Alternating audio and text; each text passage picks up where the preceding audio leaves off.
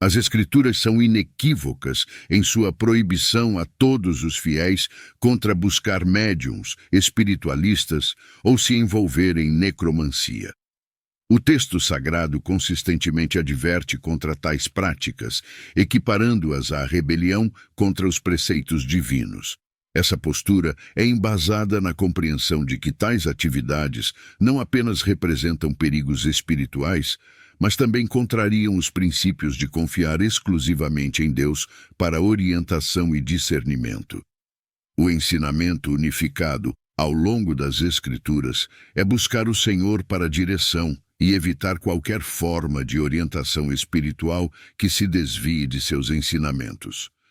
Levítico capítulo 19, versículo 31 adverte: Não se voltem para os que consultam os mortos, nem busquem os adivinhos, pois vocês serão contaminados por eles.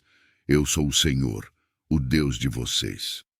As Escrituras afirmam que tais práticas trazem contaminação, pois não se pode buscar a orientação de espíritos, bruxas ou feiticeiros e esperar a presença do Espírito Santo em suas vidas. Deuteronômio capítulo 18, versículo 10 ao 12, também enfatiza essa proibição, declarando que quem se envolve nessas práticas é abominável ao Senhor, e é por causa disso que ele os expulsa de sua presença. A necromancia, em particular, é um tipo de adivinhação onde indivíduos tentam se comunicar com os mortos para obter informações ou percepções. No entanto, as Escrituras proíbem estritamente tal prática, como evidenciado em Levítico capítulo 19, versículo 31, para evitar a exclusão da comunidade, como alertado em Levítico capítulo 20, versículo 6. Essas proibições destacam os perigos espirituais envolvidos no contato com os mortos. Embora alguns cristãos possam considerar tais práticas como inexistentes ou ineficazes, a proibição divina indica sua realidade e o dano potencial que podem causar.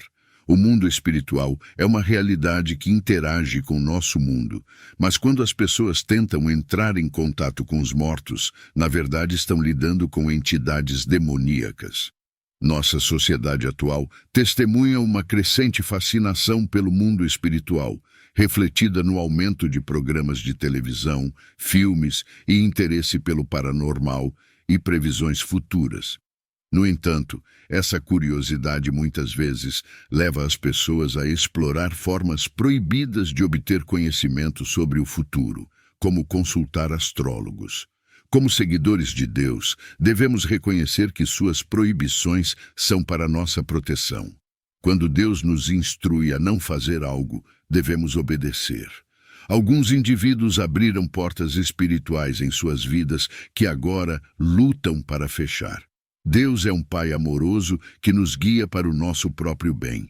É crucial seguir sua palavra e evitar a tentação de buscar conhecimento proibido. Embora a curiosidade em saber o futuro seja compreensível, é importante lembrar que apenas Deus possui conhecimento do futuro. Satanás, carente de onisciência, não pode prever o futuro. Ele apenas busca influenciá-lo. A onisciência é um atributo exclusivo de Deus, que significa conhecimento completo ou universal. Na teologia cristã, somente Deus possui esse atributo, compreendendo todos os detalhes do universo. Nem os espíritos impuros, nem os anjos caídos possuem essa qualidade. As entidades que se comunicam por meio de práticas proibidas, como consultar médiuns, estão se envolvendo em atividades que não apenas desobedecem a Deus, mas também colocam suas próprias almas em perigo.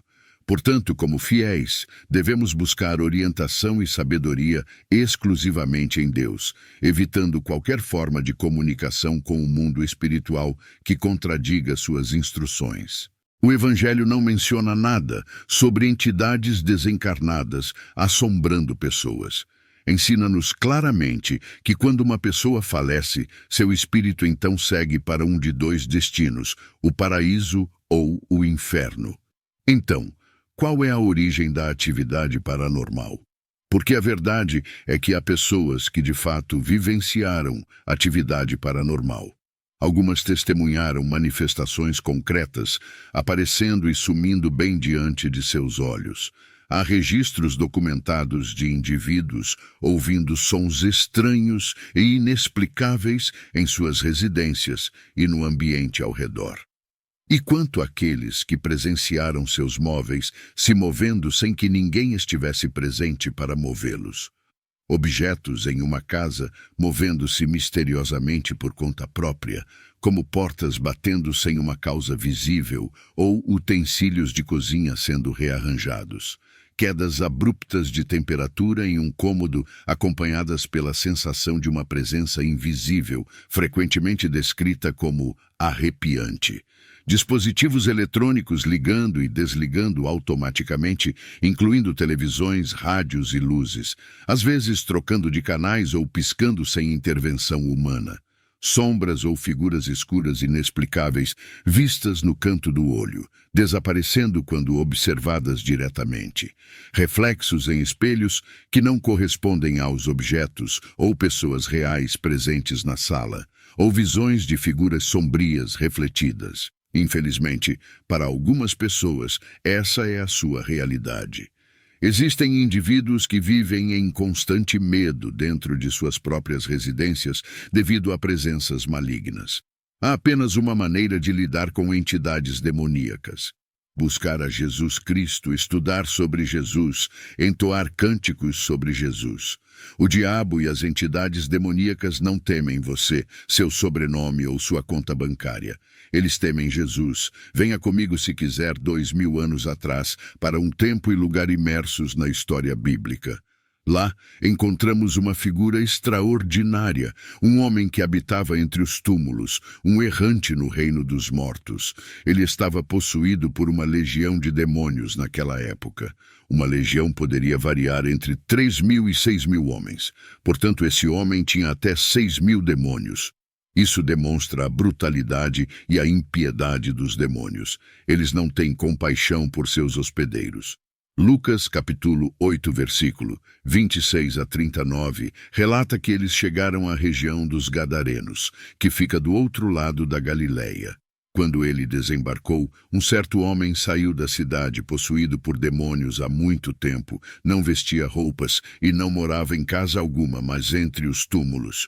Quando viu Jesus, gritou e caiu diante dele, clamando com voz alta: "O que você quer comigo, Jesus, filho do Deus Altíssimo? Eu lhe imploro que não me torture." Pois Jesus havia ordenado ao espírito impuro que saísse do homem, pois ele já havia sido apreendido muitas vezes.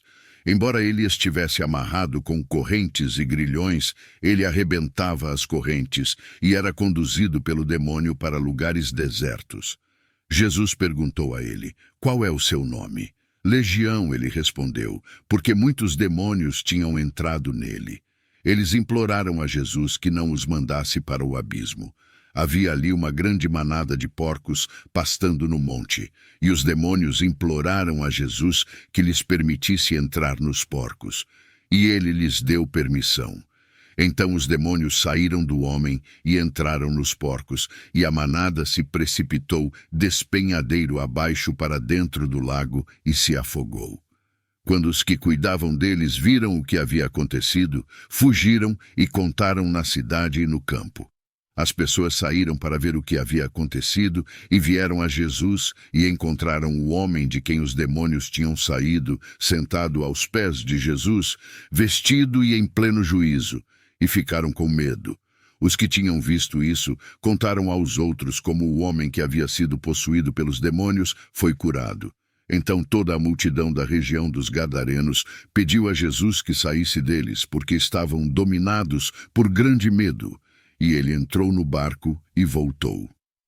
O homem de quem os demônios tinham saído suplicou-lhe que pudesse estar com ele, mas Jesus o mandou embora, dizendo: "Retorne para sua casa e conte o quanto Deus fez por você." Então ele foi embora e proclamou por toda a cidade de Decápolis o quanto Jesus havia feito por ele, e todos ficaram maravilhados. Este é um exemplo do que Jesus pode fazer na vida de uma pessoa.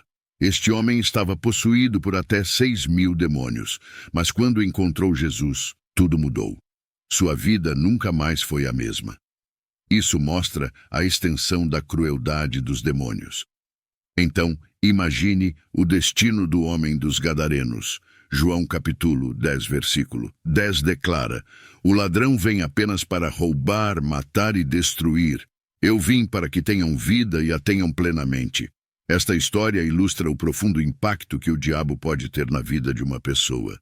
Segundo a Bíblia, esse homem estava além do controle humano, imune a qualquer intervenção.